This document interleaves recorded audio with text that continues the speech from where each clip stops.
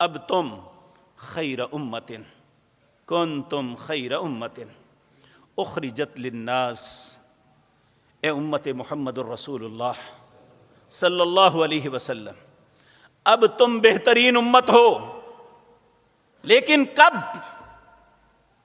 جب یہ سمجھو گے کہ میں اپنی ذات کے لیے نہیں آیا، اخرجت للناس، تمہیں لوگوں کے لیے نکالا گیا ہے، تمہیں لوگوں کو نیکی کا حکم کرنا ہوگا، لوگوں کو برائی سے روکنا ہوگا۔ یہ ایک ایسا پروسیس ہے، جب انسان کسی کو برائی سے منع کرتا ہے تو اس کا ضمیر اسے ملامت کرتا ہے کہ لوگوں کو برائی سے منع کر رہے ہو، خود کرتے ہو۔